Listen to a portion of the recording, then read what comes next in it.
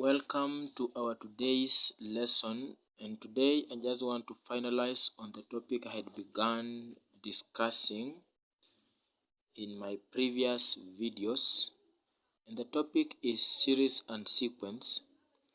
Having a clear memory of what I had actually presented to you, I had actually discussed arithmetic progression, and today I want to actually have a look at geometric progression. So we want to look at what we call geometric progression.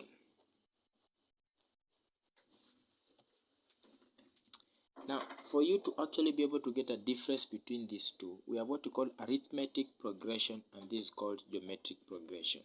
I told you that in arithmetic progression,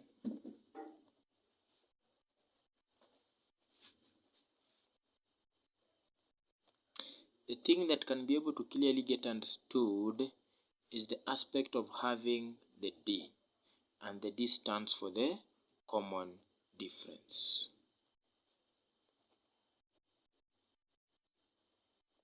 So that clearly tells you more about a particular sequence or an arrangement of numbers being able to get referred to as an arithmetic progression. But with geometric progression, what clearly defines or describes or tries to actually show us that this is actually a geometric progression is the aspect of having what we call a common ratio. So you won't find D, you'll actually be able to find R. So no D gets found in a geometric progression, but you can be able to get an R, which stands for the common ratio. So in this area, you have to understand the following. Number one, you can be able to get told to find the nth term. Straight away go to the formula in as far as this area is concerned. How do I get the nth term of a geometric progression? The nth term of a geometric progression can be able to get obtained by using the formula that I'm going to share, and this is a r raised to n minus 1. In this case, a stands for the first term. Great. This is the a. It stands for the first term for that geometric progression. R, as I have earlier on mentioned, will stand for what we call the common ratio. Good. And N, as usual, will stand for what we call the number of terms. What stands out as the difference between an AP and a GP? In an AP, we as well also said A would mean the first term. We as well said N would stand for the number of terms. Numbers or number of terms.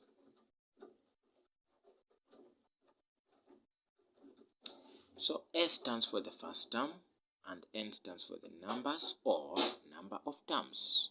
So how many numbers do we have, or the number of terms? Now A has said is actually the first term. If you come to a GP, a geometric progression, a common ratio has to have the R. Then in this case, A would as well be able to have the same aspect as that of the arithmetic progression. So A, the first term, A, the first term, the same thing. N, the number of terms, N, the number of terms or the numbers. Okay, and as well, what I can be able to single out as the difference that exists between these two types of progressions is R, which would mean the common ratio, and D, which would mean the common difference. So that brings out the difference between these two.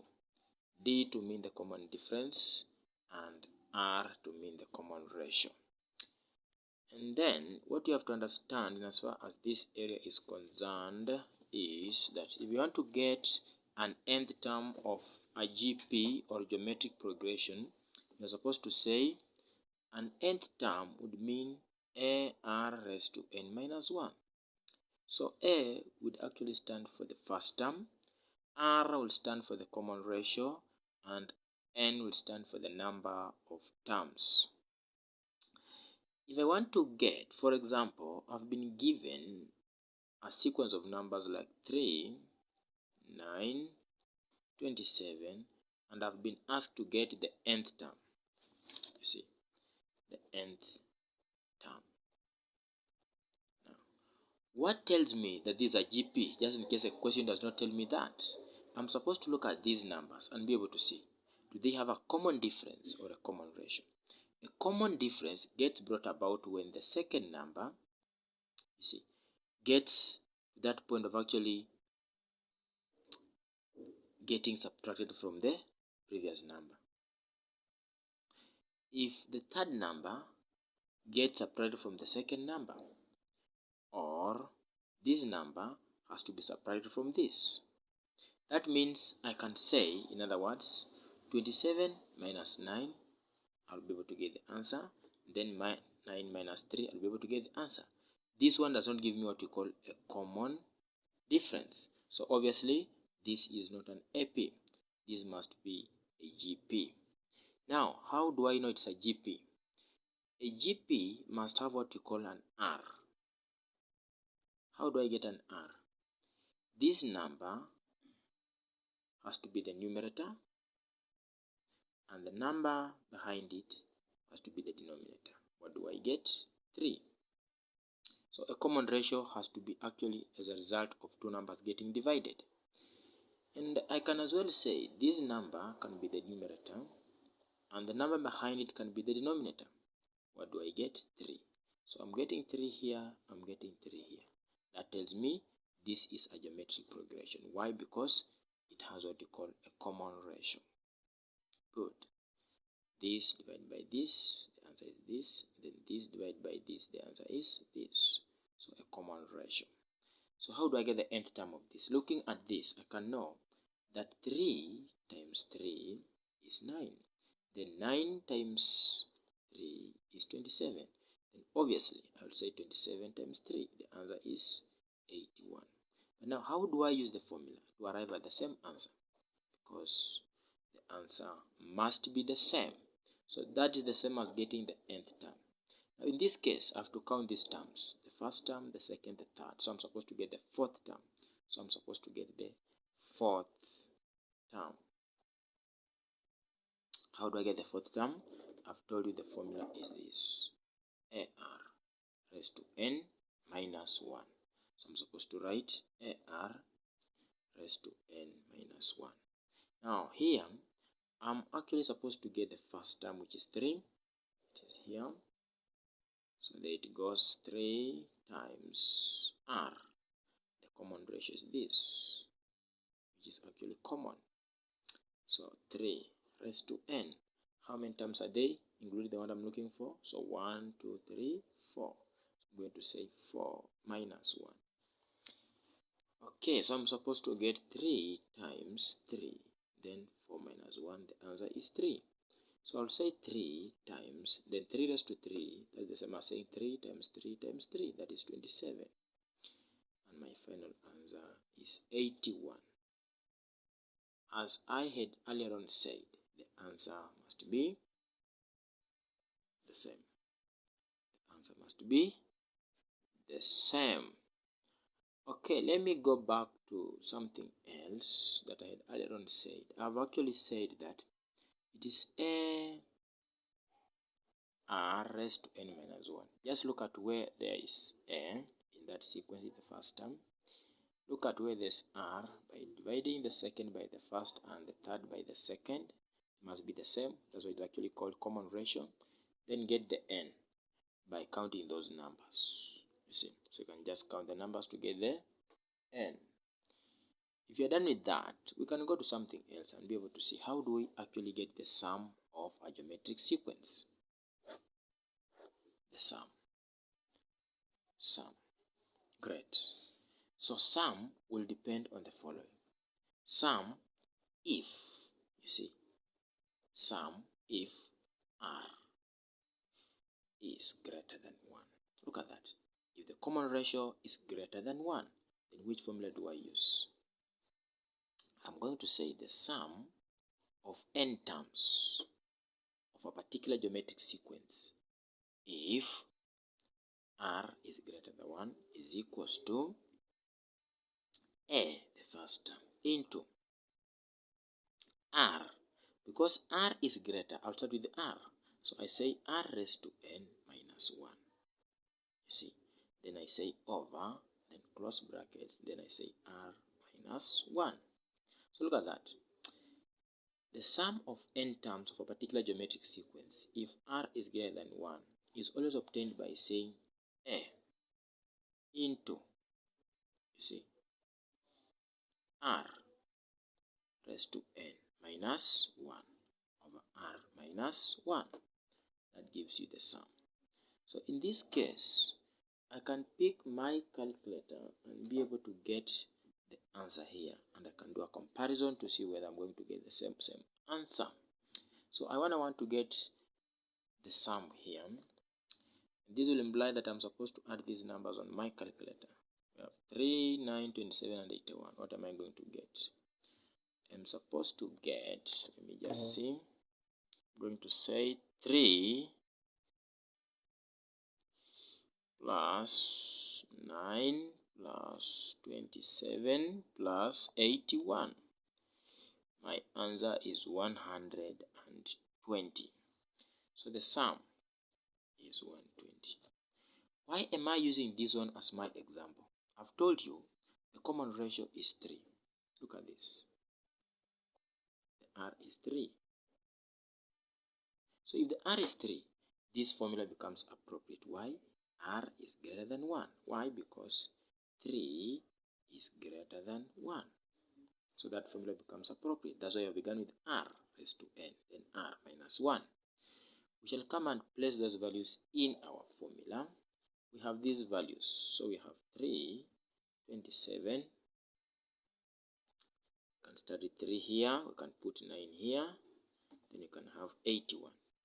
We should be able to get 120 as the sum. So I'm going to get this. I'm going to say A, you see, the first term, which is 3, into, I'll come here and say R raised to n. Our R is, as we had actually said, is 3. In this case, or 9 divided by 3, which is 3. 27 divided by 9, 3. 81 divided by 27, 3. So I'm going to say 3 raised to n. Our n is 1, 2, 3, 4. We shall say 4 minus 1. Remember, this 1 is a whole number, not actually raised to 4 minus 1. So there's a difference between 3 into 3 raised to 4 minus 1 and 3 into 3 raised to 4 and then minus 1 as a whole number. There's a difference. So you close the bracket and then say over. You come down and then say 3 minus 1, R minus 1. So 3 minus 1. So Sn, and of course I will say the sum of 4 terms. Good, because there are 4. 1, 2, 3, 4 is equals to 3 into, now here 3 raised to 4 is 3, 3, 3, 3, 4 times. So that is 81. So it's going to be 81 minus 1, close brackets, over. I'll come down here and say 3 minus 1, that gives me 2. So I'll have the sum of 4 terms is equals to, you see, 3 into 3 raised to 4 is 81 minus 1 over 3 minus 1, that is 2. So that gives me 3 into 80, close brackets, 81 minus 1, then over 2. So S4 is equals to 3 times 80, that is what? 240, then divided by 2. My final answer will be the sum of 4 terms is equals to 120. As I told you, the answer must be the same. Good. So the answer must be the same for that case. The answer must be the same for that case. Good. So I want to actually go to something else. Something else. But still in the same area. What do I want to look at? Look at this. Just in case you get a question whereby the R, make a line, the R is less than 1. The R is less than 1. Let me give you an example. I can have numbers such as 8, 4, 2. Look at that. And I told you, how do you get the R? The next number divided by the previous number. For example, R can be obtained here by saying 4 over 8. You see? Or I can as well say R is equals to 2 over 4. What is the answer? A half. What is the answer? A half. So you see, R is less than 1. You see, a half is less than 1. So when R is less than 1, for example here, the ratio is a half. So a half is less than 1. That is very true. Which formula do we use? The formula is actually going to be Sn is equals to A into, then now begin with 1. Why? Because 1 is actually greater than the ratio. So for us to avoid getting a negative value, we are going to start with 1, which is greater, then minus, now R raised to n. Close the brackets, over 1 minus R. Close the brackets. Look at that. So it is just the same as this other one. Look at this. Just the same. But when R is greater, you begin with R. The difference is actually R raised to n then R, but 1 is actually has to be retained. When you come here, R is less than 1. So that means I just have to start with 1, then end with R raised to n, then R. A has to actually maintain its position. So just in case I have to get the sum of these numbers, 8, 4, and 2. I know the answer is 8 plus 4 plus 2. So I'm supposed to get the answer as 14. Let me use the formula and be able to arrive at the same answer. I'm going to say sum of n stands for the number of terms. How many are they? 1, 2, 3. So the sum of 3 terms is equal to A, the first term, 8. So I'll say 8, the first term, then into 1 minus R raised to n. The ratio is a half. Half. Good. So a half raised to n. N is the number of terms. 1, 2, 3. So a half raised to 3. Close brackets. Good. Over 1 minus R. So it's 1 minus a half. Okay, so I'll say S3 is equal to 8 into 1 minus 1 over 2 raised to 3. That's the same as saying 1 times 1 times 1 times 1. 3 times 1 over 2 times 2 times 2. That gives us 8. Then close your bracket, then say over. Then 1 minus a half. That gives you a half. So S3 is equals to 8 into, what is 1 minus 1 over 8? That is the same as saying 7 over 8, if I'm not wrong. Close bracket. So it's actually 1 minus 1 over 8. So I'll say 1 minus 1 over 8. That is 7 over 8. 7 over 8. Good. So I have 7 over 8. And I'll say over a half. I can end this work here. So I'm going to say 8 times 7 over 8. So 8 times 7 over 8. Then divide by a half. Of course, this and this will disappear. So I'm remaining the 7 over a half. My final answer is 7 divided by a half, which is going to be 7 divided by a half. This is the same as saying 7 times. See. Then change the reciprocal. So division changes to multiplication. Then the second part of that working actually has to actually find what you call a reciprocal. So if it's a half, you interchange those numbers. It actually becomes 2 over 1. This gives you 14. The answer must be the same. Good. The answer must be the same. Very good. The answer must be the same. That is great. Lastly, you'll find a situation whereby the ratio is between, look at this, and say negative 1 is less than or equal to r, which is less than or equal to 1. That means that the ratio lies between negative 1 and 1. It's in between these two. So negative 1 less than or equal to r, which is less than or equal to 1. Which example can we use for us to arrive at the final answer, such that when you get such a question in an examination, you can be able to arrive at the final answer without any problem getting encountered by you as a student? Let me give you an example of numbers that can form a sequence.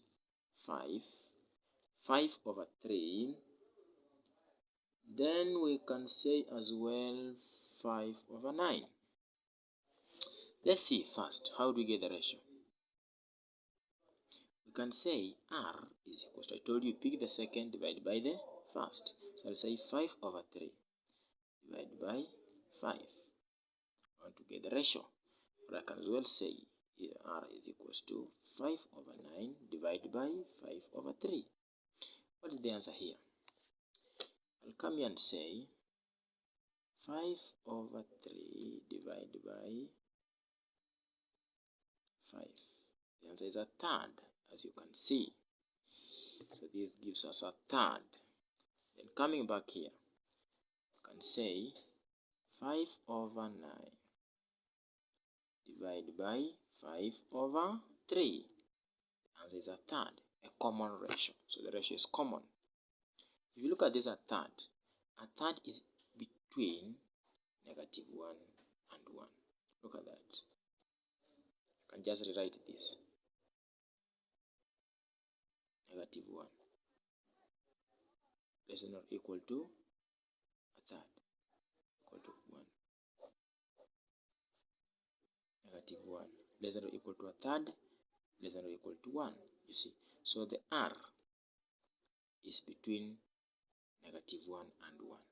Which formula do we use to get the sum? We're always supposed to actually use this.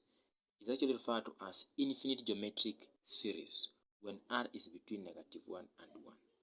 Infinite geometric series. So how do I get the sum of the infinite geometric series?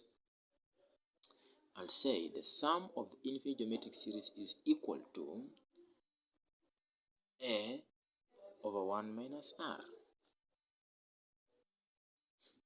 A over 1 minus r. Let me first add these three numbers. I'm going to say 5 plus 5 over 3 plus 5 over 9. It gives me 65 over 9. In a simpler way, let me change that into decimal, 7.2222, or 65 over 9. So I have 65 plus 69 minus 4 over 5. This gives me 65. So plus 4, 65 over 9. Good. In decimal, that's the same as saying 7.222.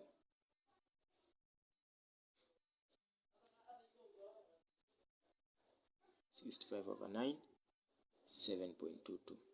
We want to use the formula and see what you are going to get. Is it going to be the same answer or different? So this one gets used when the r is between negative 1 and 1. Infinite geometric sequence. So what do I do here? This is what I'm going to have.